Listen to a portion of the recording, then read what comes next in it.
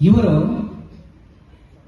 1922ನೇ ಇಸ್ವಿನಲ್ಲಿ high school ವ್ಯಾಸಂಗ ಮಾಡ್ತಾ ಇರುವಾಗ ಆ ಒಂದು ಶಾಲೆಯಲ್ಲಿ 2 ಕುಂಡಗಳಲ್ಲಿ ನೀರಿಟ್ಟಿರ್ತಾರೆ, ಕುಡಿಯೋ ನೀರು.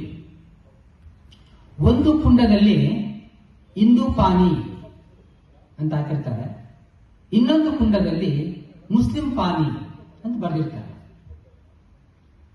ಅಂದ್ರೆ 2 ಕುಂಡಗಳಲ್ಲಿ ಒಂದು ಹಿಂದೂ ಪಾನಿ ಅಂದ್ರೆ ಹಿಂದೂಗಳು ಹೋಗಿ ಅಲ್ಲಿ ನೀರು ಕುಡಿಬೇಕು, ಮುಸ್ಲಿಂ ಪಾನಿ ಅಂದ್ರೆ ಮುಸ್ಲಿಂ ಜನಾಂಗ ಹೋಗಿ ಅಲ್ಲಿ ನೀರು ಕುಡಿಬೇಕು.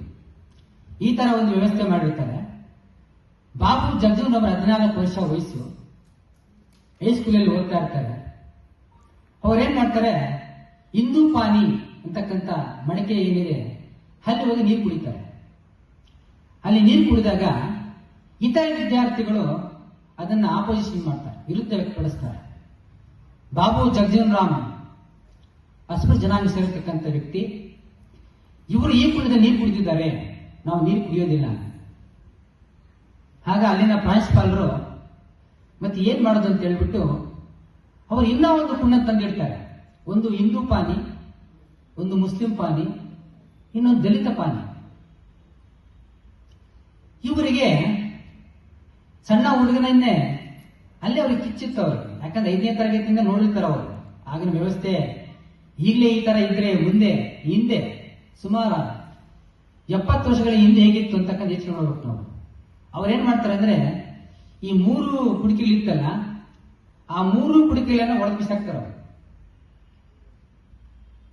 ಯಾಕೆ ಹಿಂದೂ ಪಾನಿ, ಮುಸ್ಲಿಂ ಪಾನಿ, ದಲಿತ ಪಾನಿ ಏನಿದ್ವು ಅಂತ ಹೋಗಿ ಆ ಕುಡಿಕೆಯನ್ನು ಒಳಗೆ ಬಿಸಾಕ್ತಾರೆ. ಆ ವಿದ್ಯಾರ್ಥಿಗಳು ಹೋಗಿ ದೂರು ಕೊಡ್ತಾರೆ ಪ್ರಾಂಶುಪಾಲರಿಗೆ, ಈ ತರ ಬಾಬು ಜಗಜೀವನ್ ರಾಮ್ ಬಂದು ಈ 3 ಕುಡಿಕೆಗಳನ್ನ ಹೊಡೆದಾಕಿದ್ದಾರೆ ಅಂತ. ಕೇಳ್ತಾರೆ ಯಾಕೆ ಅಂತ. ನಾನು ಹಿಂದೂ ಆಗ ನಾನು ಹಿಂದೂ ನೀರು ಯಾಕೆ ಕುಡಿಯಬಾರ್ದು, ಇಲ್ಲಿ ಯಾಕೆ ನೀವು ಧರ್ಮದ ಆಧಾರದ ಮೇಲೆ ಯಾಕೆ ನೀರಿಡ್ತಾ ಇದ್ದೀರಿ, ಯಾಕೆ ಈ ಜಾತಿ ಆಧಾರದ ಮೇಲೆ ಯಾಕೆ ನೀರಿಡ್ತಾ ಇದ್ದೀರಿ, ಇದು ನಾನು ಸಹಿಸಲು ಒಪ್ಪೋದಿಲ್ಲ ಅಂತ ಹೇಳಿದಾಗ ಆಗ ಒಂದೇ ಒಂದು ಕುಡಿಕೆ ನೀಡ್ತಾರೆ. ನೋ ಹಿಂದೂ, ನೋ ದಲಿತ, ನೋ ಮುಸ್ಲಿಂ, ಒಂದೇ ಒಂದು ಕುಡಿಕೆ, ಎಲ್ಲರೂ ಅಲ್ಲೇ ನೀರು ಕುಡಿಬೇಕು ಅಂತಕ್ಕಂಥದ್ದು. ಅಂದ್ರೆ 14 ವರ್ಷ ವಯಸ್ಸು ಹುಡುಗಿದ್ದಾಗಲೇನೆ ಅವರಿಗೆ ಆ ಒಂದು ಅಸ್ಪೃಶ್ಯತೆಯನ್ನ ಹೋಗಲಾಡಿಸ್ತಕ್ಕಂಥ, ಹೋರಾಟ ಮಾಡ್ತಕ್ಕಂಥ ಕಿಚ್ಚು ಅವರಲ್ಲಿತ್ತು ಅಂತಕ್ಕಂಥದ್ದು. ಅವರು ಚಿಕ್ಕ ಹುಡುಗರಿದ್ದಾಗಲೇ ಬಹಳ ಚುರುಕು ವಿದ್ಯಾರ್ಥಿ, ಬಹಳ ಬುದ್ಧಿವಂತ ವಿದ್ಯಾರ್ಥಿ. ಅವರು ಈ ಹೈಸ್ಕೂಲಲ್ಲಿ ವ್ಯಾಸಂಗ ಮಾಡ್ತಾ ಇರ್ಬೇಕಾದ್ರೆ ಈ ತರ ಒಂದು ಕಾರ್ಯಕ್ರಮ ನಡೀತಾ ಇರ್ತದೆ. ಈ ಕಾರ್ಯಕ್ರಮಕ್ಕೆ ಮದನ್ ಮೋಹನ್ ಮಾಳವೀಯ ಅಂತಕ್ಕಂಥವ್ರು ಬರ್ತಾರೆ. ನೀವು ನೋಡಿದ್ರಿ, ಹಿಸ್ಟ್ರಿಯಲ್ಲಿ ನೋಡಿದ್ರಿ. ಬನಾರಸ್ ವಿಶ್ವವಿದ್ಯಾಲಯ ಪ್ರಾರಂಭ ಮಾಡ್ತಕ್ಕಂಥವ್ರು ಮದನ್ ಮೋಹನ್ ಮಾಳವೀಯ ಅಂತಕ್ಕಂಥವ್ರು. ಅವರು ಬಂದು ನೋಡಿದಾಗ ಈ ಹುಡುಗರಿಗೆ ಈ ಸ್ವಾಗತ ಭಾಷಣ ಕೊಡ್ತಾರೆ. ಹೇಗೆ ಮಾಡ್ತಾನೆ ಸ್ವಾಗತ ನೋಡೋಣ ಅಂತ. ಆ ಸ್ವಾಗತ ಭಾಷಣ ಮಾಡುವಾಗ ಅವರ ಒಂದು ಶಬ್ದ ಭಂಡಾರ, ಆ ಬಳಸ್ತಕ್ಕಂಥ ಭಾಷೆ, ಅವನಿರ್ತಕ್ಕಂಥ ಒಂದು ಆಸಕ್ತಿ, ಆ ವಿದ್ಯಾರ್ಥಿ ಮೇಲೆ ಇರ್ತಕ್ಕಂಥ ಒಂದು ಇಚ್ಛೆ, ಇವೆಲ್ಲ ಗಮನಿಸಿ ಅವರು ಅವನನ್ನು ಕರೀತಾರೆ. ನೀನು ನಮ್ಮ ಕಾಲೇಜಿನಲ್ಲಿ ನೀನು ವ್ಯಾಸಂಗ ಮಾಡಕ್ ಬರ್ತೀಯಾ? ಹಾಗ ಅವರು ಒಪ್ಕೊಂತಾರೆ, ಬರ್ತೀನಿ ಅಂತೇಳಿ. ಆಗ ಅವರು ಏನ್ ಮಾಡ್ತಾರೆ ಅಂದ್ರೆ ಬನಾರಸ್ ವಿಶ್ವವಿದ್ಯಾಲಯಕ್ಕೆ ಅವರು ವ್ಯಾಸಂಗ ಮಾಡೋದಕ್ಕೆ ಜಾಯ್ನ್ ಆಗ್ತಾರೆ. ಅಂದ್ರೆ ಎಲ್ಲಿಂದ ಬಂತಂದ್ರೆ ಅವರ ಒಂದು ವಿದ್ಯಾಭ್ಯಾಸ ಯಾವ ತರ ಮಾಡ್ತಾ ಇದ್ರು ಅಂತಕ್ಕಂಥ ಆಧಾರದ ಮೇಲೆ ಅವರಿಗೆ ಆ ಒಂದು ಅವಕಾಶನ ಕೊಡ್ತಾರೆ.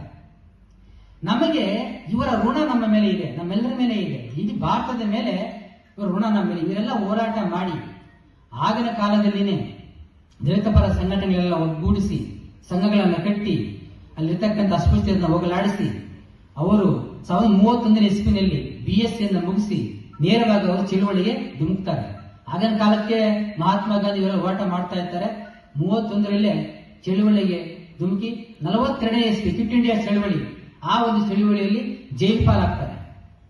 ಜೈಲ್ ಪಾಲಾಗಿ 46ನೇ ಇಸ್ವಿನಲ್ಲಿ ಮೊಟ್ಟ ಮೊದಲ ಬಾರಿಗೆ ಈ ನೆಹರು ಅವರ ಕ್ಯಾಬಿನೆಟ್ ನಲ್ಲಿ ಇದು ಚುನಾವಣೆಯನ್ನು ಗೆದ್ದು ಅಲ್ಲಿ ಸಚಿವರಾಗ್ತಾರೆ ಚುನಾವಣಾ ಪೂರ್ವದಲ್ಲಿ.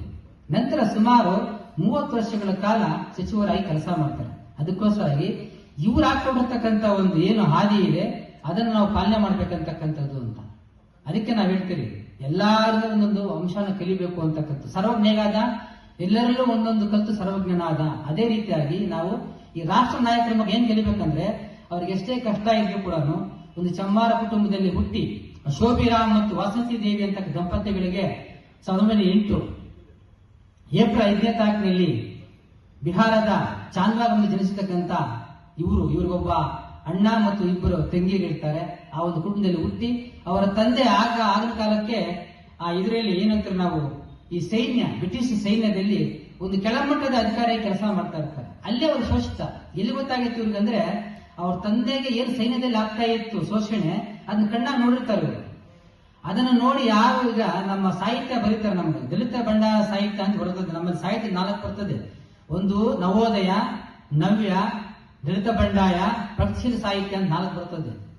ಈ ದಲಿತ ಬಂಡಾಯ ಸಾಹಿತ್ಯ ಏನಪ್ಪಾ ಅಂದ್ರೆ ದಲಿತರ ಬಗ್ಗೆ ತಿಳ್ಕೊಂಡು ಬರೆಯೋದು ಬೇರೆ, ದಲಿತ ಸಾಹಿತ್ಯ ಬರೆಯೋದು ಬೇರೆ. ತಾನ ಅನುಭವಗಳನ್ನ ಇನ್ನೊಬ್ರು ನೋಡಿ ಬರೆಯೋದಕ್ಕಿಂತ ಯಾವನು ಅನುಭವಿಸಿರ್ತಾನೆ ಅವನು ಬರೆದ್ರೆ ಅದಕ್ಕೆ ಬೆಲೆ ಜಾಸ್ತಿ ಅಂತ. ಹಾಗೆ ಇಲ್ಲಿ ದಲಿತರನ್ನ ಬೇರೆಯವರು ನೋಡಿ ಅಯ್ಯೋ ಪಾಪ ಅನ್ನೋದು ಬೇರೆ, ದಲಿತರು ತನ್ನನ್ನ ತಾನು ಆ ನೋವನ್ನು ಅನುಭವಿಸ್ಕೊಂಡು ಅವ್ರು ಬರೀತಾರಲ್ಲ ಅದು ಬೇರೆ. ಹಾಗಾಗಿ ಇವರು ಏನ್ ಮನೆಯಲ್ಲಿ ಆ ನೋವು ಉಂಡಿದ್ರು ಆ ನೋವನ್ನ ಹೊರಗಡೆ ತರೋದಕ್ಕೋಸ್ಕರವಾಗಿ ಹೋರಾಟ ಮಾಡೋದಕ್ಕೆ ಧುಮುಕ್ತಕ್ಕಂಥ ಧೀಮಂತ ವ್ಯಕ್ತಿ ಬಾಬು ಜಗಜೀವನ್ ರಾಮ್ ಅಂತಕ್ಕಂಥವ್ರು. ಅದಕ್ಕೋಸ್ಕರ ನಾವೆಲ್ಲ ಅವರ ಸ್ಮರಣೆ ಮಾಡೋದಲ್ಲ, ಇಂತಹ ನಾಯಕರು ನಮ್ಗೆ ಏನೆಲ್ಲ ಬಿಟ್ಕೊಟ್ಟು ಹೋಗಿದ್ದಾರೆ, ನಮ್ಮ ಮುಂದೆ ಏನು ಅನ್ಯಾಯ ನಡೀತಾ ಇರ್ತದೆ, ಪ್ರಪಂಚದಲ್ಲಿ ಏನೇನು ನಡೀತಾ ಇರ್ತಕ್ಕಂಥದ್ನ ಎನಿಸ್ತಕ್ಕಂಥ ಶಕ್ತಿ ನಮ್ಮ ಮಕ್ಕಳಿಗೆ ಮತ್ತು ನಾವು ಮಾಡ್ತಕ್ಕಂಥ ಕೆಲಸ ಮಾಡಬೇಕು. ಇಲ್ಲಿ ಬಂದು ಏನು ಮಾಡ್ಬೇಕು ನಾವಪ್ಪ ಅಂದ್ರೆ ನಮ್ಮ ಒಂದು ಜವಾಬ್ದಾರಿ ಏನು, ಈ ಸಮಾಜ ಎಲ್ಲಿ ಹೋಗ್ತಾ ಇದೆ, ನಮ್ಗೆ ಸಿಗ್ತಕ್ಕಂಥ ಒಂದು ಎಲ್ಲಾ ಒಂದು ಸೌಲಭ್ಯಗಳು ಸಿಗ್ತಾ ಇದೆಯಾ, ಅಥವಾ ಏನಾದ್ರೂ ವ್ಯತ್ಯಾಸ ಆಗ್ತಾ ಇದೆಯಾ, ಅಥವಾ ನಮ್ಗೆ ಗೊತ್ತಿರ್ತಕ್ಕಂಥವ್ರು ನಾವು ಗೊತ್ತಿರ್ತಕ್ಕಂಥ ಸುಮಾರು ಜನ ಇರ್ತಾರೆ, ಅವ್ರು ತಲುಪ್ತಾ ಇದೆ ಇಲ್ವ ಅಂತಕ್ಕಂಥ ನೋಡ್ತಕ್ಕಂಥ ಸಮಾನತೆ ತರತಕ್ಕಂಥ ಜವಾಬ್ದಾರಿ ನಮ್ಮೆಲ್ಲರ ಮೇಲೆ ಇದೆ ಅಂತಕ್ಕಂಥದ್ದು. ನಾವೆಲ್ಲ ಕೂಡ ನಮ್ಮ ಸುತ್ತಮುತ್ತ ಇರ್ತಕ್ಕಂಥವ್ರನ್ನ ನಮ್ಮ ಹಾಗೆ ನೋಡಬೇಕು, ಮತ್ತೆ ಸೌಲಭ್ಯಗಳನ್ನ ಒದಗಿಸ್ಕೊಡ್ಬೇಕು. ಇಂತಹ ಮಹನೀಯರ ಒಂದು ಜೀವನ ಚರಿತ್ರೆಗಳನ್ನ ಓದಬೇಕು. ಅವ್ರು ಹಾಕೊಟ್ಟಿರ್ತ ನಾವು ಈಗಿರ್ತಕ್ಕಂಥವ್ರು ಎಷ್ಟೋ ಪುಣ್ಯವಂತರು ನಮ್ಗೆ ಯಾವ್ದಿರ್ತಕ್ಕಂಥ ಅನುಭವ ಆಗ್ತಾ ಇಲ್ಲ. ಅಂತ ಒಂದು ಹಿಂದಿನ ಕಾಲದಲ್ಲಿ ಏನೆಲ್ಲ ಆಗಿ ಇಲ್ಲಿವರೆಗೂ ಈ ರಥ ಹೇಳ್ಕೊಂಡು ಬಂದಿದ್ದಾರೆ, ಅದನ್ನ ನಾವು ಇಲ್ಲಿಗೆ ನಿಲ್ಲಿಸೋದು ಬೇಡ, ಇದರಿಂದ ಮುಂದೆ ಹೇಳ್ಕೊಂಡು ಹೋಗ್ತಕ್ಕಂಥ ಕೆಲಸವನ್ನ ನಾವು ಮಾಡಬೇಕು ಅಂತಕ್ಕಂಥದ್ದು ಈ ಒಂದು ಪುಣ್ಯ ಸ್ಮರಣೆಯ ದಿನ ನಾನು ಅವ್ರನ್ನ ಸ್ಮರಣೆ ಮಾಡ್ಕೊಂತ ಇದ್ದೀನಿ.